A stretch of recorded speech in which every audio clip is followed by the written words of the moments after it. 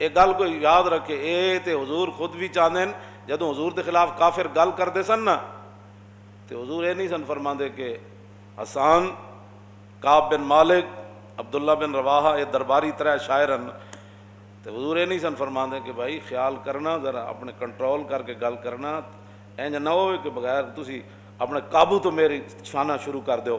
نانا جدوں حضور دے خلاف گل ہوندی تے حضور ممبر بچھواندے تے حضور فرماندے قولوا لہم کما قالوا، فرمایا جس انداز وچ انہاں گل کیتی نا اسی انداز وچ میرے غلاموں انہاں دا منہ بنو۔ اے تے وَإِنَّكَ لَعَلَىٰ خُلُقٍ عظیم کے مالک نے یہ بات فرمائی ہے۔ جی ہاں، جو امن اور سکون کی باتیں کرتے ہیں نا ان کو پتہ ہونا چاہیے امن بھی بغیر تلوار کے نہیں رہ سکتا۔ سکون کی باتیں کرتے ہو نا تو پھر بارڈر سے ہٹا دو سارا کچھ، کیونکہ تم تو امن والے ہو۔ اس امن کو قائم رکھنے کے لیے بھی بارڈر پر کھڑا ہونا ضروری ہے۔ ہاں، لوگوں کو تم دھوکے دیتے ہو کہ امن امن امن کا حق جو ہے نا، وہ حق وہ جناب آ بھی اسی وقت سکتا ہے جب حق کے پاس طاقت ہو، اور حق قائم اور دائم بھی اسی وقت رکھا جا سکتا ہے جب حق کے پاس طاقت ہو۔ طاقت کے بغیر نہ حق آ سکتا ہے نہ حق کھڑا رہ سکتا ہے کبھی۔ ہاں جی، ہاں جی، یہ کیا بات ہے، پوری امت کو دھوکہ دیتے ہو۔ لیکن وہ صرف میرے آقا ایسے پکڑ کے نہیں داخل ہوئے مکہ فتح والے دن، ہاں جی ایسے تھا، کیونکہ اللہ کے گھر حضور تشریف لے جا رہے تھے، لیکن سارا جنگی سامان موجود تھا۔ ہاں، لیکن ایسے حضور اس لیے کہ وہ آگے اللہ کا گھر تھا۔ حضور آئے اسی انداز سے تھے کہ فرمایا ادھر سے یہ آ جائیں، ادھر سے یہ آ جائیں، ادھر سے میں تشریف لا رہا ہوں۔ ہاں جی، ہاں جی، تلواریں چمکی بھی صحیح، لیکن حضور اللہ کا گھر کی عظمت کے لیے حضور ایسے سر جھکا کے تشریف لا رہے ہیں۔ یہ واحد جگہ ہے جہاں حضور سر جھکا کے تشریف لائے کعبے کی عظمت کی وجہ سے۔ فرمایا آج ہم فاتحانہ انداز میں داخل ہو رہے ہیں لیکن ہے اللہ کا گھر۔ صحابہ کہتے ہیں حضور کی جو پیشانی مبارک تھی وہ کجاوے کی جو لکڑی تھی نا، اتنا آپ نے سر جھکایا ہوا تھا کہ وہ لکڑی کے سر آپ کی پیشانی جو چھو رہی تھی۔ اس دن بھی جب حق داخل ہوا نا مکے میں، کیوں جی، وہ باطل کو مٹانے کے لیے داخل ہوا تھا اور بتوں کو توڑنے کے لیے داخل ہوا۔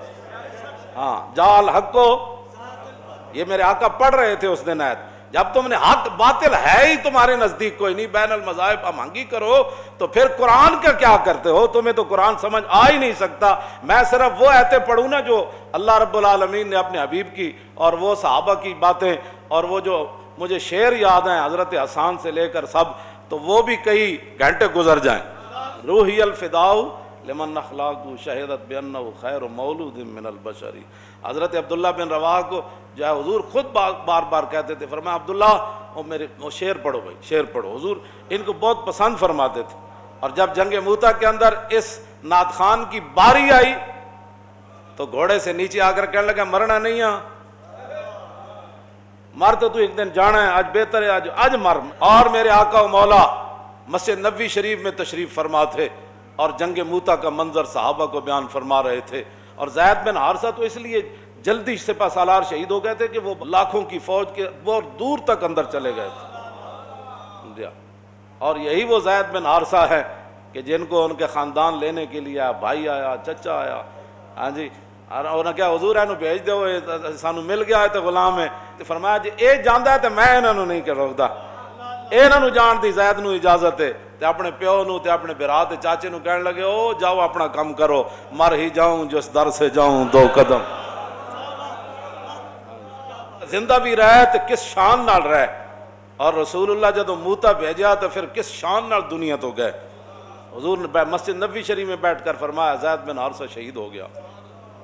اب جھنڈا جو ہے وہ جعفر طیار نے اٹھا لیا، اور جعفر طیار تو میں پہلے بھی سنائی گل، جعفر طیار جدو گھوڑے تو زخمی ہو گیا، جلدی زخمی ہو گیا گھوڑا، تو اور جدو نیچے آئے تو اینج کر کے فرمان لگے جنت اتنی قریب آ گئی۔ اور حضور نے فرمایا تھا جب ان کے بازو کٹ گئے تھے نا تو اللہ نے انہیں جنت کے پر عطا فرمائے تھے، وہ پروں سے اڑتے تھے ایسے جنت۔ دونوں بازو کٹ گئے جنگ موتا میں، یہ بھی کٹ گیا، پھر جھنڈا اس میں پکڑا، جب یہ بھی کٹ گیا تو پھر جتنے جتنے وہ بازو بچے تھے جھنڈا اس میں تھام لیا، پیچھے سے عبداللہ بن رواحہ آ گئے۔ یہ وہ عبداللہ بن رواح ہیں. ہاں وہ صرف نعتیں ہی نہیں پڑھتے تھے, جب موقع آیا تو مدینہ پاک سے روانہ ہوتے ہوئے کہنے لگے یار دعا کرو میں مڑ کے واپس نہ آواں. انہوں نے کہا کیوں جی؟ فرمایا نہیں عبداللہ بن رواح کی یہ تمنا ہے کہ اتھے بڑا بڑا برچھا لگے, بڑا بڑا نیزہ لگے تے چھرا لگے تے تلوار میرے پیٹ چ لگے, میری آنتڑیاں کٹ جان, جاگدار اتھے خون نکلے, پھر میں نے اتھے دفن کر دیتا جائے, پھر قیامت تک حضور دی امت گزرے میری قبر کولو تے کہے واہ واہ عبداللہ بن رواح تو نعت خوانی بھی کی تھی تے کمال کی تھی تے میدان جنگ چی آیا تے حداں پا جڑیاں تے. یہ وہ عبداللہ بن رواح ہے. جدوں حضور دی نعت پڑھتے سن تے کہن سن روحی الفداء لمن اخلاقو شہدت بانہ خیر مولود من البشری. فرمایا یا رسول اللہ ساڑیاں روحاں قربان ہو جان تواڈے انہاں اخلاق ہوتے اور انہاں عادات ہوتے, تواڈے اس حسن ہوتے, اس جمال ہوتے, انہاں اداواں ہوتے. حضور تواڈے تو سونا نہ کوئی ہویا نہ کوئی ہو سی. گستاخ نبی کی ایک ہی سزا. ادھر والے بھی سن لیں اور پورا کفر بھی سن لیں. ہاں یہ ادھر والے بھی سن لیں جن کو تکلیف ہوئی ہے, شالا یہ تہاڈی تکلیف سدا برقرار رہے. ہاں تے حضرت جدوں خبیب بن عدی نو پھانسی دین لگے نا تے آپ پھانسی دے تختے تے کھڑے ہو کے تے ویکھیا نا جدوں, تو پھر آپ نے ایک دعائے جلال فرمائی سی, اللہم احسم عددا وقتلہم بددا اور لا تبق منہم احدا.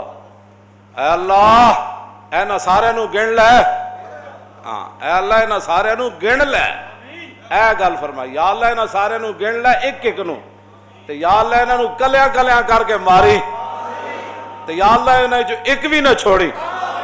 تے جڑے حضور دے گستاخاں دے بارے کروڑواں حصہ بھی حامیاں یا انہاں نو تکلیف ہے تے اسی یہ دعا منگدے ہیں یا اللہ انہاں نو گن لے, اتوں لے کے تھلے تک سارے نو گن لے, تے یا اللہ انہاں نو کلیاں کلیاں کر کے ذلیل کر کے ماری. انہاں نو اس طریقے نال ماری. حضرت قاضی ایاز نے شفا شریف وچ لکھیا ایک بندے نے حضور دے خلاف گل کی تھی, اور جدوں فتح آیا مقدمہ اپنا عدالت تے قاضی سارے قاضیاں نے مل کے تے انہوں کہا قتل کر دو, بلکہ ایک قاضی نے اٹھ کے خود ڈھڈ چھرا مار دیتا. انہوں کہا حضور دے بارے گل کی تھی. یہ تو وہ قاضی تھے نا, اٹھ کے خود چھرا مار دیتا. انہوں نے کہا ٹک ٹکی تے بنو پھانسی گھاٹ تے جدوں بنیا نا جی, انہوں جدو اینج سدھا کر کے بنیا نا اینج کر کے قبلے وال منہ سی تے جدوں ٹک ٹکی تے انہوں بدیا تے منہ دا یکدم اینج ہو گیا مشرق وال. تے سارے اتھے جڑے مسلمان کھڑے سن انہوں اللہ اکبر دا نعرہ لایا. انہوں نے کہا جدے نے حضور دے بارے گل کیتی ہے کافر ہو گیا, اور مومن کا چہرہ کعبے سے نہیں ہٹتا, یہ کافر تھا اس لیے اس کا چہرہ کعبے سے ہٹا دیا گیا. پھر جدوں دا خون بہ گیا تو قتل کر دیتا. خون جب بہ گیا نیچے تے کتا دوڑدا ہویا وہ چٹن لگ پیا. پھر سارے قاضیاں تے مولویاں نے اٹھ کے تے مفتیاں نے نعرے تکبیر لایا. انہوں نے کہا ایک ہی ہویا. پوچھا لوگوں نے اے تسی نعرہ پھر کیوں لایا؟ انہوں نے کہا رسول اللہ نے فرمایا کہ مومن دا خون کتا نہیں چٹدا. ہاں جی اے مومن نہیں سی, انہیں حضور دے بارے گل کی تھی, کتا دا خون پی رہا. اس واسطے حضور دے بارے گل کوئی نہیں کوئی کرے گا, حضور دے بارے کوئی کروڑواں حصہ بھی اتھے تے گل اللہ نے فرمایا آواز اچھی ہو جائے تے ایمان چلا جاندہ. ہاں او مسلمان حضور دے بارے گل کرے, کوئی مفتی کرے, کوئی قاضی کرے, کوئی وقت وڈا کرے, کوئی نکا کرے, مسلمان کرے, کافر کرے, ذمی کرے, حربی کرے, کوئی کرے, اشارہ کرے, کنایا کرے, حضور دی صفات وچ گل کرے, حضور نو عیب لائے, کوئی کس قسم دی بات کرے, گستاخ رسول کی ایک ہی سزا. اے بات اے شرعی مسئلہ ہے, ساری کتاباں میرے کو موجود ہیں, اگر کسی نے نہیں سمجھتے ہم اسی دس سکتے ہیں. باقی رہ گیا منوانا, وہ تے اللہ نے فرمایا میرے حبیب تواڈے ذمہ اسی یہ نہیں پایا. کیوں جی؟ اللہ کا باقی نفس کا اللہ یکونو مومنین, آج تک آیت میں ترجمہ نہیں کیتا. ہاں جی کی اس قوم دے سامنے ترجمہ بندہ. عبداللہ بن رواح دا شعر میں پورا کر دے وہاں, عمت فضائل کل العباد کما عم البریت ضوء الشمس والقمر. فرمایا حضور نو اللہ نے اتنا حسین بنایا, اتنے اخلاق, حضور نو او عالی مقام عطا فرمائے کہ حضور ساری دنیا اتے انج چھا گئے جویں سورج تے چاند دی روشنی چھا جاندے. او حضور دی شان تے اے وے تساں حضور دے بارے گلاں کرنے ہو، تساں حضور دے بارے گلاں کرنے ہو، اے تے تساں تا 24 گھنٹے تساں حضور دا شکریہ ادا کرو، کدوں تے تساں بندر خنزیر بن چکے ہوندے۔ عطائے عرب جلائے کرب فیوز عجب بغیر طلب، یہ رحمت رب ہے کس کے سبب، بے رب جہاں تمہارے۔ خیمہ افلاک کا استادہ اسی نام سے ہے، اور نبض ہستی تپش آمادہ اسی نام سے ہے۔ ہاں زمین و زمان تمہارے لیے، مکین و مکان اور چنین و چنا، بنے دو جہاں اور دہن میں زباں اور بدن میں ہے جاں، ہم آئے یہاں اٹھیں بھی وہاں۔ اتنی بات۔ اگلی بات، درباری شاعر ہے جی، درباری شاعر ہے، اور آخری یہ جو شعر ہے نا، یہ عبداللہ بن رواح جس خاک سے گزرے، اس خاک پر پوری امت قربان، حضور کی شان کیسے بیان کر گئے۔ آہا، فرمایا لو لم یکن فی آیات مبینہ کانت بدیہتہ تغنی عن الخبر۔ فرماؤ میرے محبوب دے غلاموں، تساں تا حضور زیارت تساں حضور دی نہیں کیتی، حضور دا جلوہ تسی نہیں ویکھیا، حضور دا چہرہ انور تسی نہیں ویکھیا۔ میں کہا جی تسی ویکھیا، تسی دسو تساں کی ویکھیا۔ فرمایا لو لم یکن فیہ آیات مبینہ کانت بدیہتہ تغنی عن الخبر۔ فرمایا اگر رسول اللہ اپنی صداقت کے لیے کوئی معجزہ لے کر نہ آتے تو حضور کی صداقت کے لیے حضور کا چہرہ انور ہی کافی تھا۔ بس حضور کی صداقت کے لیے حضور کا چہرہ انور ہی کافی تھا۔ اس صورت نو میں جان آکھاں جانان کے جانے، اور سچ آکھاں تے رب دی جس شان تو شاناں سب بنیاں، یہ صورت ہے بے صورت تھی، بے صورت ظاہر صورت تھی، بے رنگ دسے مورت تھی، وچ وحدت پھٹیاں جد گھڑیاں، دسے صورت را بے صورت دا، توبہ را کی عین حقیقت دا، پر کم نہیں بے سوجت دا، کوئی ورلیاں موتی لے تریاں، یہ صورت شالا پیش نظر، رہے وقت نزات روز حشر، اور قبر تے پل تھی جد ہو سی گزر، سب کھوٹیاں تھی سن،